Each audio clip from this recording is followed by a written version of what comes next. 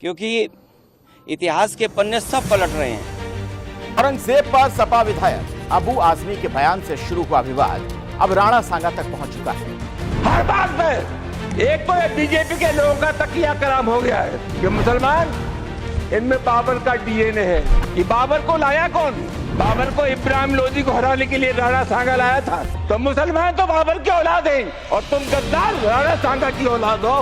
ये हिंदुस्तान में तय हो जाना चाहिए। आजकल बाबर की औलादों, औरंगजेब की औलादों को प्रसन्न करने का और उनको सम्मानित करने का एक कंपटीशन सा चल गया है। और वो इसलिए क्योंकि मुल्ला मौलाना ने कह दिया है कि जो हमारे नैरेटिव को आगे बढ़ाएगा, जो हमारे नैरेटिव को पढ़ेगा, उसका साथ देगा, हम उसी के साथ हैं। और उन्हीं में से एक नैरेटिव है कि बाबर को भारत पर आक्रमण करने के लिए महाराणा सांगा ने बुलाया था। आइए हम दोनों के ऊपर इस तथ्य के ऊपर विचार करते हैं। बाबर जो फरगना और समरकंद दोनों को गंवाकर काबुल की ओर आता है अपने भाग्य को आजमाने के लिए, और 1504 में वहाँ के कुछ असंतुष्ट सरदारों के द्वारा काबुल पर स्थापित हो जाता है। और काबुल की स्थिति इतनी दयनीय कि उसके पास अपने सैनिकों और कर्मचारियों को देने के लिए वेतन भी बड़ी मशक्कत से जुटाना पड़ता था। तो इससे स्पष्ट होता है कि ना तो कोई बहुत बड़ा साम्राज्य, ना कोई बहुत बड़ी धन संपदा और ना कोई बहुत बड़ी सेना।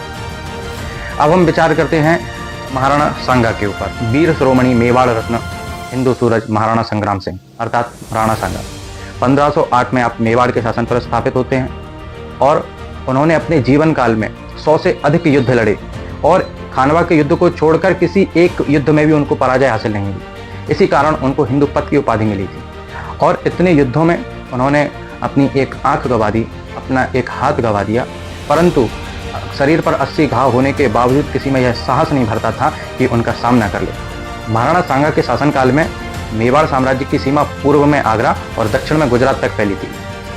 राजपूताना इतिहास के इतिहासकार कर्नल जेम्स टाड लिखते हैं कि उनके पास 80,000 घोड़े, 500 हाथी और लगभग 2 लाख की पैदल सेना थी। और उनके पास ऊंचे दर्जे के 7 राजा, 9 राव और 104 रावल थे। मारवाड़ और आम्बेर उन्हें सम्मान दिया करते थे। ग्वालियर, अजमेर, सीकरी, रायसेन, कालपी, चंदेरी, बूंदी, गारोन, रामपुर और आबू के राजा उन्हें अपना अधिपति मानते थे। अब आप स्वयं विचार करिए, यह बात कितनी एक विरोधाभासी लगती है कि एक राजा जो कि स्वयं में इतना सक्षम है, जिसके पास इतनी संपत्ति है, इतना बड़ा साम्राज्य है, इतनी बड़ी सेना है, वह उस बाबर के पास जाएंगे एक पत्र लिखकर कि आप हमारी इब्राहिम लोदी को हराने में मदद कर दीजिए, जो बाबर अपने आप को स्वयं अभी स्थापित ही नहीं कर पाया। और किस इब्राहिम लोदी को हराने के लिए? जिस इब्राहिम लोदी को स्वयं राणा सांगा ने 1517 में खतौली के युद्ध में बुरी तरह हराया। और जब इब्राहिम लोदी अपनी हार का बदला लेने के लिए 1518 और 19 में पुनः राणा सांगा के ऊपर हमला करता है, तब भी उसे बुरी तरह हार का सामना करना पड़ता है और अपनी जान बचाकर भागना पड़ता है। इब्राहिम लोदी ने कईयों बार महाराणा सांगा के ऊपर आक्रमण किया, परंतु हर बार उसे मुंह की खानी पड़ी, हर बार उसे हार का ही सामना करना पड़ा।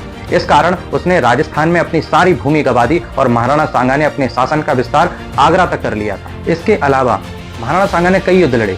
1517 और 1519 में मालवा के शासक महमूद खिलजी को उन्होंने बुरी तरह हराया और उसको 2 महीने तक बंदी बनाकर रखा।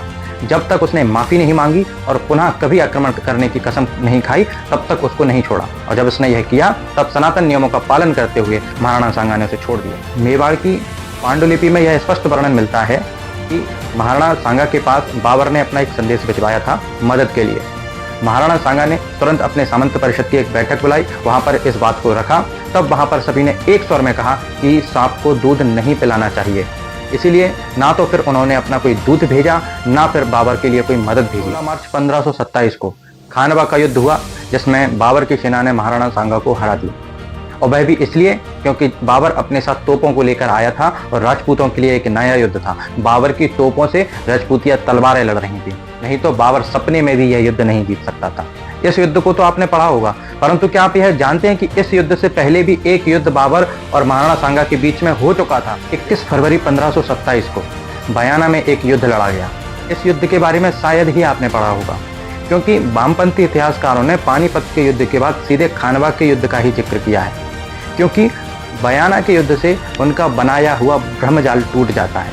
क्योंकि बयाना के युद्ध में महाराणा सांगा की सेना ने बाबर की सेना को बुरी तरह दौड़ा कर पीटा था, बुरी तरह उसे परास्त कर दिया था। क्योंकि वामपंथी इतिहासकारों का वह नैरेटिव इस युद्ध से सेट नहीं होता है जिसमें उन्हें मुगलिया परचम को पूरे भारत पर लहराते हुए दिखाना था। जबकि बयाना के इस युद्ध को बाबर अपनी आत्मकथा में लिखता है कि काफिरों ने वो भयंकर युद्ध किया कि मुगल सेना का मनोबल टूट गया और वो बुरी तरह घबरा गए थे। और आगे बाबर लिखता है कि हिंदुस्तान में राणा सांगा और दक्कन में राजा कृष्णदेव राय से महान कोई शासक नहीं है। अब आप स्वयं विचार करिए कि स्वयं सामर्थ्यवान राणा सांगा, जिनकी इतनी बड़ी सेना थी, और उन्होंने इब्राहिम लोदी को एक बार नहीं कईयों बार बुरी तरह परास्त किया था। उसी इब्राहिम लोदी को परास्त करने के लिए बाबर को कोई पत्र लिखेंगे और भारत में आने का निमंत्रण देंगे? आप स्वयं विचार करिए। अपनी सस्ती राजनीति को चमकाने के लिए कुछ धूर्त नेता, और नेता ही क्या उनकी पूरी पार्टियां, हमारे वीरों का अपमान करती हैं, उनके त्याग और उनके बलिदान का अपमान करती हैं।